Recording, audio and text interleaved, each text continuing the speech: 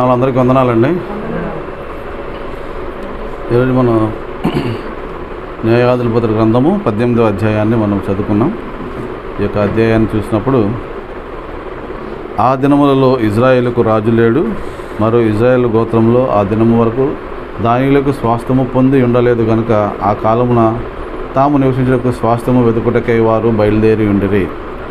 మరి ఇక్కడ ఈ యొక్క అధ్యాయం చూసినప్పుడు, ఆ దినముల్లో ఇజ్రాయేలుకు రాజు లేడు, కాబట్టి వీళ్ళకి ఒక రాజు లేడు, ఒక అధిపతి లేడు, ఒక న్యాయాధిపతి లేడు, అంటే వారు ఇష్టం వచ్చినట్లుగా వారు ఉంటున్నారు అని మరి చెప్పడానికి ముందుగానే మొదటి వచనంలోనే ఇజ్రాయేలుకి రాజు లేడు అంటే వారి జీవితాన్ని వాళ్ళు ఇష్టం వచ్చినట్లుగా, అంటే ఒక నాయకుడి కింద వారు లేరు కాబట్టి వారి జీవితాన్ని వాళ్ళు ఇష్టం వచ్చినట్లుగా జీవిస్తున్నట్లుగా ఈ యొక్క వాక్యం ద్వారా మనకు అర్థమవుతుంది.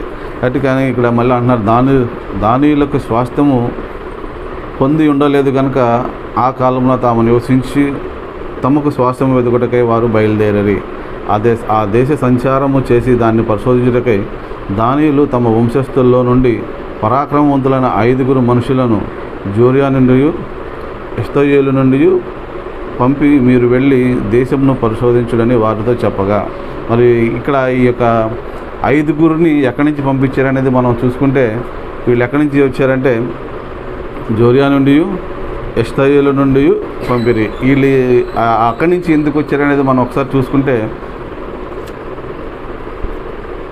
యెహోషువ గ్రంథము 19వ అధ్యాయము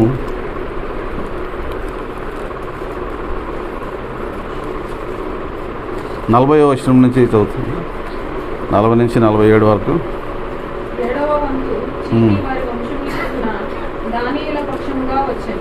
వారి స్వాస్థ్యపు సరిహద్దు జొరియా, ఎష్తాయోలు, ఈర్షెమెషు, షయల్బీను, అయ్యాలోను, ఎత్లా, ఏలోను, తిన్నా, ఎక్రోను, ఎల్తేకే, గిబ్బెతోను, బాలాతు, నెహూదు, బెనేబెరకు, గత్తిమ్మోను, మేర్కోను, రక్కోను, యాపో అను స్థలములకు వ్యాపించెను. దానియుల సరిహద్దు వారి యొద్ద నుండి అవతలకు వ్యాపించెను. దానియులు బయలుదేరి లెషెము మీద యుద్ధము చేసి దాని పట్టుకొని కొల్లపెట్టి స్వాధీనపరుచుకొని దానిలో నివసించి తమ పితరుడైన దాను పేరును బట్టి ఆ లెషమునకు దానను పేరు పెట్టి. చాలండి. ఇక్కడ వీళ్ళ వంతు చోటు ఎక్కడి నుంచి వచ్చారండి వీళ్ళు? జొరియా, ఎస్తయేలు. మరి వీళ్ళు స్వాస్థ్యము లేదంటున్నారు, కానీ ఇక్కడ చూస్తే ఇక్కడ మాకు స్వాస్థ్యం మేము పొంది ఉండలేదు కనుక అంటున్నారు, కానీ ఈ 5 వచ్చింది కూడా మరి దేవుడిచ్చిన ఆ స్వాస్థ్యాల్లో నుంచి వచ్చినట్టుగా మనం చూస్తున్నాం. వీళ్ళు ఎక్కడి నుంచి వచ్చారంటే జొరియా నుండి ఎస్తయేలు నుంచి పంపారు వాళ్ళని. మరి వీళ్ళకి ఇచ్చిన స్వాస్థ్యాలు ఇక్కడ చూస్తే వారి స్వాస్థ్యము జొరియా, ఎస్తయేలు ఇంకా చాలా ఉన్నాయి. అంటే ఇక్కడి నుంచే వచ్చారు, వీళ్ళు స్వాస్థ్యం లేదన్నారు, కానీ ఇక్కడ స్వాస్థ్యాలుగా అంటే వంతు చీటు ప్రకారం వచ్చిన స్వాస్థ్యాల్లోనే ఉన్నారు వాళ్ళు. అయినను స్వాస్థ్యం పొందలేదని చెప్పేసి దేశ సంచారం చేయటకై మరి వాళ్ళు అంటే ఇంకా లాయిషు కొరకు మరి వాళ్ళు రావడం అనేది మనం చూస్తున్నాం. మరి అక్కడి నుంచి వారు ఎఫ్రాయిములు మన్యమందు మేకా ఇంటికి వచ్చి అక్కడ దిగిరి వారు మేకా ఇంటికి వచ్చినప్పుడు లేవీయుడైన ఆ యవనుని స్వరము పోల్చి ఆ వైపు తిరిగి అతనితో ఎవడు ఇక్కడికి రప్పించను, ఈ చోటు నీవేనని నీవు ఏమి చేయుచున్నావు అంటే ఇక్కడికి వచ్చినప్పుడు వాళ్ళు వచ్చి ఆ ఎఫ్రాయిములు మన్యంలో నుంచి వాళ్ళు వచ్చినప్పుడు ఇక్కడికి వచ్చినప్పుడు యవనుడు ఆ యాజకుడు స్వరము విని వాళ్ళు నువ్వు ఇక్కడికి ఎందుకు వచ్చావు అంటే, మరి అతను ఎలా ఉన్నాడు అంటే ఆ ఇంటికి పెద్దగా తండ్రిగా ఉన్నాడు కాబట్టి ఇంటికి వచ్చిన వాళ్ళందరినీ కూడా పెద్దగా ఉన్నవాళ్ళు తండ్రిగా ఉన్నవాళ్ళు ఏం చేస్తారంటే ముందుగా ఎంక్వైరీ చేస్తారు, మీరు ఎవరయ్యా ఏంటి ఇలా వచ్చారని. ఆ స్వరం వినగానే అసలు నువ్వు ఎవరవో, నువ్వు ఇక్కడికి ఎందుకు వచ్చావని చెప్పి వాళ్ళు అడగటం. ఎందుకంటే ఆ ఇంటికి అధిపతిగా అంటే ఆ ఇంటికి యజమానిగా ఆయన ఉన్నట్లుగా తండ్రిగా ఉన్నాడు, ఆ ఇంటికి మరి యాజకుడిగా ఉన్నాడు కాబట్టి మరి ఆయన ఈ విధంగా అడగటం. వాళ్ళు కూడా అన్నారు నేను ఇలా ఈ విధంగా ఉన్నాను కాబట్టి అంటే వెంటనే వాళ్ళు అంటున్నారు, నువ్వు మా కొరకు మేము వెళ్ళే పని మరి మంచిదో కాదో క్షేమమో కాదో వెళ్తున్నాము, మీరు అక్కడికి వెళ్తున్నాం కాబట్టి దాని గురించి మరి దేవుని ఎదుట మరి అడిగి అది మంచిదో కాదో తెలియడని చెప్పినప్పుడు అతను మీరు వెలుడు అని చెప్పాడు. నిజంగా అతను మరి దేవుని ఆత్మ ఉందా లేదా అనేది మనం ఆలోచిస్తే అతను చేసేది పోత విగ్రహాలకిను మరి దేవతా గృహంలోకి చెక్కబడిన ప్రతిమలకిను పోత విగ్రహాలకి అతను యాజకుడిగా ఉన్నాడు, కానీ దేవునికైతే యాజకుడిగా లేడు. కానీ వీళ్ళు మరి నేను లేవీ నుంచి వచ్చాను కాబట్టి నేను ఇక్కడ యాజకుడు ఉన్నాను కాబట్టి అంటే వాళ్ళకి దేవుడు తెలుసు, కానీ మరి ఇక్కడ ఈ దానియులకు కానీ వీళ్ళెవరికి కూడా దేవుని భయం అనేది లేదు. కేవలం ఏంటంటే దేవుడు తెలుసు, ఎందుకంటే యెహోవాయే దేవుడు అనేది మాత్రం వారికి తెలుసు. అందుకనే దేవుని దగ్గర విచారణ చేసి మేము వెళ్తే అది క్షేమమో కాదో చెప్పమని చెప్పేసి అన్నప్పుడు ఇది క్షేమమే, మీరు వెళ్ళండి అని చెప్పేసి, అంటే ఒక నాయకుడు సరైన అంటే దేవుని ఆత్మచేత నడిపించకుండా ఉన్న మరి ఆ నాయకుడు మరి ఆయన అడిగినప్పుడు మీరు వెళ్ళండి అని చెప్పేసి చెప్పడం, మరి వీళ్ళు కూడా వెళ్ళి మరి అక్కడికి వెళ్ళి చూసినప్పుడు అది మంచి ప్రదేశముగాను అక్కడ అన్ని మంచి పదార్థాలు ఉంటాయి. వారు ఎలాంటి వారంటే వారు కాబట్టి 5 మనుషులు వారు లాయిషుకునకు వచ్చి దానిలో జనమును సోదరుల వలె సుఖముగాను నిర్భయముగాను నివసించుటయు అధికార బలము పొందిన వాడెవడనూ లేకపోవటయు ఏమాత్రమైనను అవమానపరచగాడెవడనూ ఆ దేశంలో లేకపోవటయు వారు సూదేనులకు దూరస్తులే ఏ మనుషులతోనూ సాంగత్యము లేకుండా చూసేది. కాబట్టి వాళ్ళు ఎలా ఉన్నారు అంటే వారు సుఖముగా నిర్భయంగా నివసిస్తున్నారు. అధికార బలము అంటే దేవుని అంటే వాళ్ళకి అధికార బలం అంటే వాళ్ళకు కూడా రాజు అనేది ఎవరు లేరండి. అధికార బలం అక్కడ ఏం కనపడతలేదు. కాబట్టి వాళ్ళు ఏమాత్రం అంటే ఎవరిని కూడా అవమానపరిచేవాళ్ళు అంటే ఒక విధంగా చూస్తే మంచోళ్లే, కానీ వాళ్ళు కూడా దేవుని కింద లేరు. అంటే ఒక అధికారి లేరు, వారికి కూడా ఒక అధికారి లేడు, మరి అధికార బలం అనేది వారికి కూడా లేదు. కాకపోతే సుఖంగాను సంతోషంగాను జీవిస్తున్నవారు వాళ్ళు. అది కూడా అది బహు మంచిది. ఆ దేశము మేము చూస్తే బహు మంచిది, మీరు ఊరకనే ఉన్నారేమి అంటే అది మంచి దేశం కాబట్టి అని మరి ఆ వేగుల వారు వెళ్ళి చూసి రావటం అనేది మనం ఇక్కడ చూస్తున్నాం. అంటే వెళ్ళి చూసిన తర్వాత మరి ఆయన మీరు వెళ్ళి దాని మీద యుద్ధం చేయండి అని ఆయన చెప్పడం ఇలా జరిగింది. అంటే ఒక నాయకుడు లేనప్పుడు మరి ఇష్టానుసారంగా జీవించడం అనేది మరి జరుగుతుంది. కాబట్టి ఇక్కడ కూడా మనం చూసినప్పుడు ఇక్కడ నాయకుడు ఉన్నా కానీ మరి దేవుని ఆత్మచేత నడిపింప మరి లేని నాయకుడు కూడా మనం అక్కడ చూస్తున్నాం. కాబట్టి మరి ఇష్టం వచ్చినట్టుగా చెప్పడం అంటే వాళ్ళకి దేవుడు అనే భయం లేదు. కాబట్టి వాళ్ళకి ఇచ్చిన స్వాస్థ్యంలోనే ఉన్నారు, కానీ ఇంకా మాకు స్వాస్థ్యం లేదు అనే మాటను పట్టుకుని వారు ఆ స్వాస్థ్యం కొరకు వెళ్ళడం, ఆ లాయుష్ అనే ప్రదేశం మనకి మరి అక్కడ ఇచ్చిన స్వాస్థ్యాల్లో మరి ఎక్కడ కనపడలేదు. కానీ వీళ్ళు దాని మీద యుద్ధానికి మాత్రమే వెళ్ళారు. యుద్ధానికి వెళ్ళి అక్కడ దాన్ని కొల్లగొట్టడం అనేది మనం చూస్తున్నాం.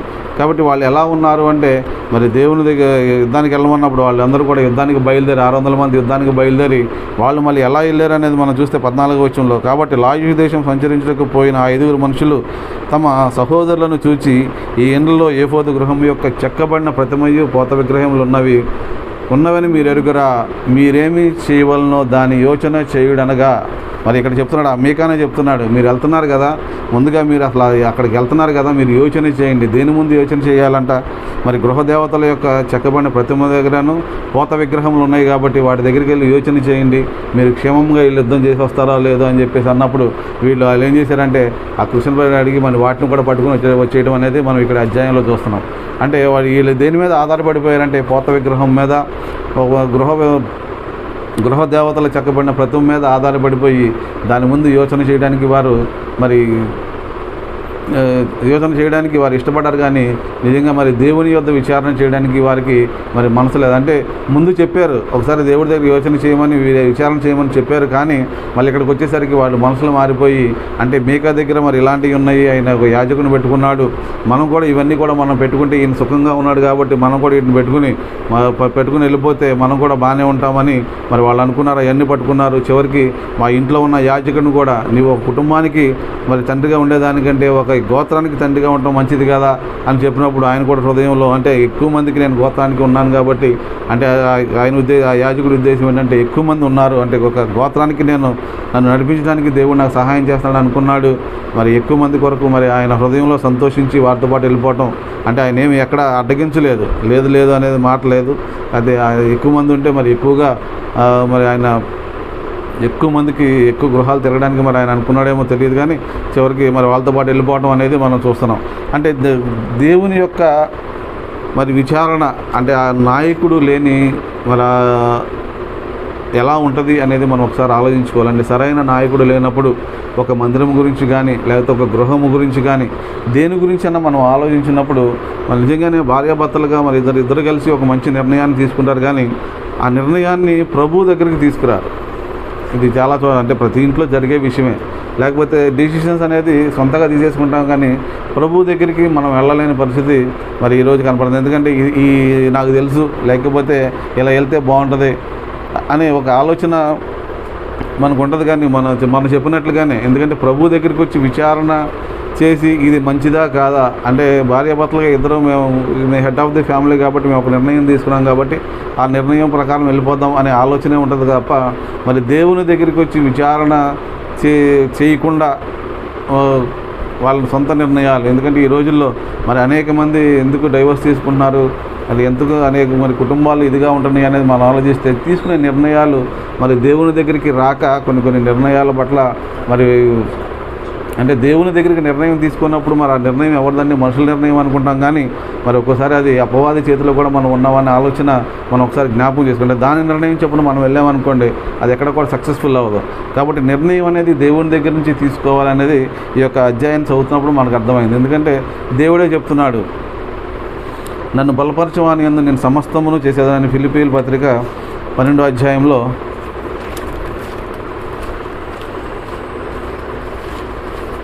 12వ అధ్యాయం కదా 4వ అధ్యాయం 4వ అధ్యాయము 12వ వచనం 13 నన్ను బలపరిచిన వాని యందు నేను సమస్తము చేయగలను. అంటే దేవుని విషయంలో అంటే మనం ఏం చేయాలంటే దేవుణ్ణి ప్రతిదీ కూడా దేవుణ్ణి అడగాలి, దేవుణ్ణి బలపరచాలి. బలపరిచినప్పుడే దేవుడు ఏమంటున్నాడు, నన్ను బలపరిచిన వారి యందే నేను సమస్తమును చేస్తానని దేవుడు చెప్తున్నాడు. అంటే బలపరిచిన వారి యందే అంటే దేవుణ్ణి బలపరచకుండా మన సొంత నిర్ణయాలు తీసుకుంటే దేవుడు బలపరుస్తాడండి మనల్ని. ఆయన బలపరిచేది ఎప్పుడు దేవుని ఆలోచన ప్రకారం మనం నడిస్తేనే దేవుడు బలపరుస్తాడు. కాబట్టి మనం ఆలోచనలు ఎలా ఉండాలి అంటే నిజంగానే మనం గారు చెప్పినట్టు మరి ఇంటి గుమ్మానికి పెడతాం దేవుడే మనకు అధికారి అని. కానీ మరి అధికారం కింద ఉన్నామా లేదా, దేవుడు మనకు రాజుగా ఉన్నాడా లేదా అనేది కూడా అంటే మన అవసరాన్ని బట్టి మనం రాజుగా ఉపయోగించడం. కానీ మరి చాలా విషయాల్లో నిజంగానే ఆయన రాజుగా అంటే మన నిర్ణయాల ప్రకారం ఆయన రాజుగా మనం ఆ నిర్ణయం తీసుకోం.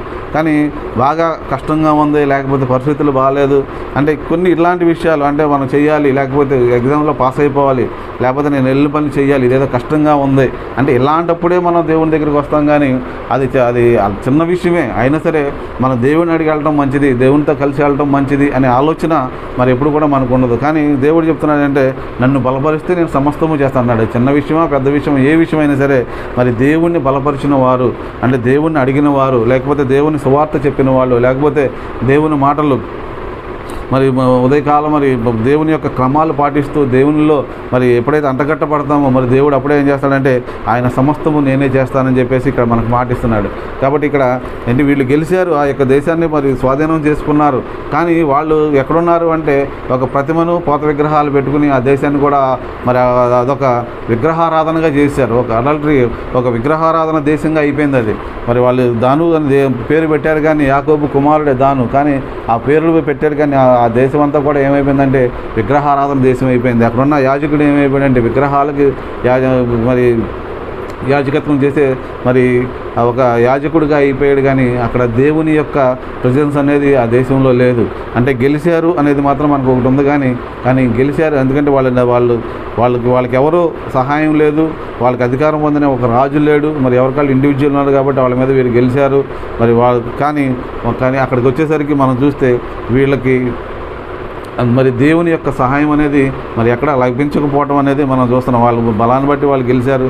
చివరికి మరి మేకా ఇంటికి వెళ్ళినప్పుడు ఆ మేకాల ఇంట్లో నుంచి కూడా ఎన్ని వస్తువులన్నీ కూడా దొంగిలించడం అంటే బలవంతంగా తీసుకురావడం, మరి యాజకుడు కూడా బలవంతంగా తెచ్చుకుంటాం.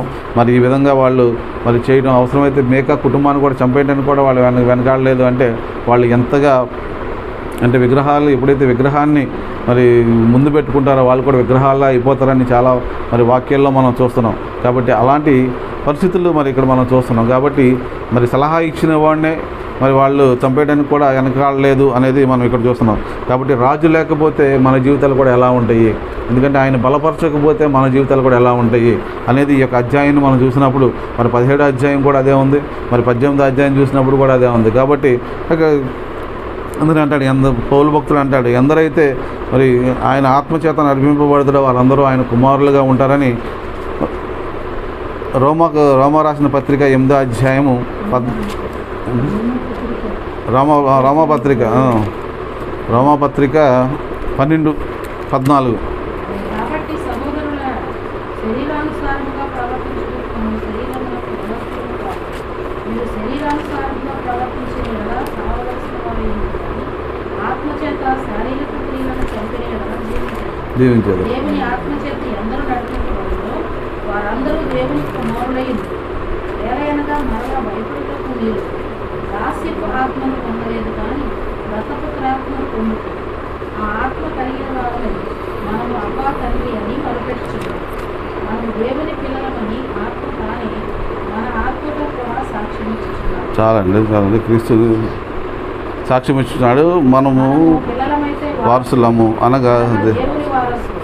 క్రీస్తుతో కూడా మహిమ పొందుటకు ఆయనతో శ్రమపడిన వలన క్రీస్తుకు తోడు వారసులము. కాబట్టి ఇక్కడ ఆయన చెప్తున్న మాటలు చూస్తే దేవుని ఆత్మచేత ఎందరూ నడిపించమందరో వారందరూ దేవుని కుమారులు ఇందరు. ఎలాగనగా మనము భయపట్టకు మీరు దాస్యపుత్ర పొందలేదు కానీ దత్తపుత్ర ఆత్మను పొందిత్రి. ఆ ఆత్మ కలిగిన వారవై మనము అబ్బా తండ్రి అని మొరపెట్టుచున్నాము. కాబట్టి దేవునికి ఎలా మొరపెడుతున్నామంటే మరి ఇక్కడ చెప్తున్నాడు, ఆయన ఆత్మచేత ఎవరైతే నడిపించబడతారో మరి వారే దేవుని కుమారులై ఉందురు. కాబట్టి దేవుని కుమారులుగా మనం ఉండాలి అంటే మనం ఏం చేయాలంటే దేవుని ఆత్మచేత మనం నడిపించబడాలి అని వాక్యంలో మనం చూస్తున్నాం. కాబట్టి మనం ఎప్పుడు కూడా అందుకనే దేవుని ఆత్మచేత మనం నింపబడాలి. ఎందుకంటే దేవుడే చెప్తున్నాడు, ఆత్మ లేని వారు నా వారు కాదని. కాబట్టి ఎవరైతే దేవుని ఆత్మచేత నింపబడి ఆయన సహవాసంలో ఉంటారో ఆయన మరి చక్కగా మనల్ని నడిపిస్తూ ఉంటారు అనేది ప్రతి ఒక్కరికి తెలిసిన విషయమే. అందుకనే ఎప్పుడు కూడా అందుకనే మరి రాజు లేరు కాబట్టి వాళ్ళు ఇష్టం వచ్చినట్టుగా ఉన్నారు. కానీ మన పరిస్థితి ఏంటనేది మనం ఆలోచించాలి. మన దేవుని చేత నింపబడితే దేవుని ఆత్మ కలిగి ఉంటే మరి మనం ఎలా ఉంటామంటే దేవుడు కుమారులుగా ఉంటామో ఆయన మన ముందు మనల్ని నడిపిస్తారు. మనము దేవుని పిల్లలమని ఆత్మ తానే తన ఆత్మలో కూడా సాక్ష్యం ఇచ్చుచున్నాడు. మనము పిల్లలమైతే వారసులము అనగా దేవుని వారసులమైతే క్రీస్తుతో కూడా మహిమ పొందుటకు ఆయన శ్రమపడిన ఎలా శ్రమలో మన వారసులము. కాబట్టి ఆయన ఎలా నడిపిస్తాడు అంటే ఆయన మనకి మరి ఉదయకాలంలోనే దేవుడు మనకు తెలియజేస్తాడు, ఈరోజు ఎలా ఉంటుందో ఈరోజు ఎలా ఉంటుందని. మరి ఎంతమంది ఆ అనుభవంలో ఉన్నారో తెలియదు కానీ మరి ఉదయకాలంలో మరి దేవుడు చక్కగా మరి తెలియజేస్తూ మనల్ని చెప్తాడు, జాగ్రత్తగా ఉండండి, ఇలా ఉండండి, ఇది తినకూడదు, ఇలా వెళ్ళొద్దు, వీళ్ళతో మాట్లాడొద్దు అని కూడా కొన్ని మరి విజన్స్ వస్తూ ఉంటాయండి. మరి అలాంటి ఎందుకంటే దేవుడు ముందుగానే మనల్ని సిద్ధపాటు చేస్తూ మనల్ని నడిపిస్తూ ఉంటాడు. ఎందుకంటే దేవుని ఆత్మచేత మనం ఎప్పుడైతే నింపబడతామో, దేవుని ఎప్పుడైతే మనం ఉంచుకుంటామో, దేవుని ఎప్పుడైతే మనం బలపరుస్తూ ఉంటామో, దేవుడు ఆయన కుమారులుగా మనల్ని స్వీకరించి మనల్ని మరి ఆయన నడిపించుకుంటూ క్రీస్తుతో కూడా మహిమ పొందుటకు ఆయన శ్రమపడిన యెడల క్రీస్తుతో కూడా వారసులమే. కాబట్టి మనం ఈ విధంగా మరి పిల్లలమైతే వారసులము. కాబట్టి ఆయన పిల్లలుగా మనం ఉండడానికి మనం ప్రయాసపడాలండి. అంటే ఎవరో ఏదో చెప్తున్నారు కాదు కానీ మరి వాక్యం కూడా, ఎందుకంటే ఇది చూసినప్పుడు మరి అక్కడ యాజకుడు ఉన్నాడు కానీ దేవుని ఆత్మ లేడు. కాబట్టి సంఘాల్లో కూడా మరి నిజంగానే మరి దైవ సేవకులు ఉన్నారు కానీ ఎంతమంది ఆత్మచేత నడిపించబడుతున్నారు? ఎందుకంటే దేవుని సంఘము ఆత్మచేత నడిపించబడినప్పుడే దేవుడు సరైన మార్గంలో నడిపిస్తాడు. అంతేగాని ఇష్టం వచ్చినట్టుగా మరి ఇంకా ఏదో వెళ్ళిపోతామని చెప్దామని అనుకుంటే అంటే మరి అది మరి నిజంగా మరి దేవుని మాటలు అక్కడ జరగనప్పుడు మరి ఎంతవరకు వాళ్ళు పరలోకానికి వెళ్తారు, మరి ఎంతవరకు ఆయన కుమారులుగా ఉంటారు? మరి ఇవన్నీ కూడా మనం ఆలోచించుకోవాల్సిన పరిస్థితి చాలా ఉందండి. ఎందుకంటే ఆత్మానుసారమైన మరి జీవితాన్ని మనం ఎప్పుడు కూడా కోరుకోవాల్సిన పరిస్థితి మరి ఇక్కడ మనం చూస్తున్నాం. అంటే దేవుణ్ణి కుమారులుగా ఉండాలని ప్రభు మనల్ని కోరుకుంటున్నప్పుడు మనం చేయాల్సిన పనులు మనం చేస్తున్నామా లేదా? దేవుడికి ఇవ్వాల్సిన సమయం మనం ఇస్తున్నామా? దేవుడితో మన సాంగత్యం మనం ఎంతవరకు మన దేవునితో కలిసి ఉంటున్నాము? నిజంగా మరి చాలాసార్లు కొన్ని బద్ధకాల వల్ల లేకపోతే కొన్ని మన శరీర తత్వాన్ని బట్టో మనం అనుకుంటూ ఉంటాం. కానీ శరీర బలహీనతలు అనేది ఆటోమేటిక్గా ఉంటాయి. కానీ ఇజ్రాయెల్ ప్రజలు శరీర బలహీనతలు కాదు కానీ వాళ్ళు చేసే పనులకి వాళ్ళు దేవుడికి మొరపెట్టారు, ఇంతంత పనులు మేము చేయలేకపోతున్నాము కాబట్టి దీనిలో నుంచి మమ్మల్ని బయటపడాయని చెప్పేసి మరి మొరపెట్టారు. కానీ నిన్న ఒక పెద్ద ఆయన చెప్తున్నాడు, వాళ్ళ శరీర బలహీనతలు బట్టి దేవుడు మొరపెట్టారు, దేవుడు వాడు వినిపించారని చెప్తున్నారు. కానీ వాళ్ళ శరీర బలహీనతలు బట్టి అంటే వాళ్ళు కనీసం తినడానికి కూడా తిండి లేక అంటే టైం లేక వాళ్ళకి ఇచ్చిన పనిని బట్టి వాళ్ళు దేవుడిని మొరపెట్టారు.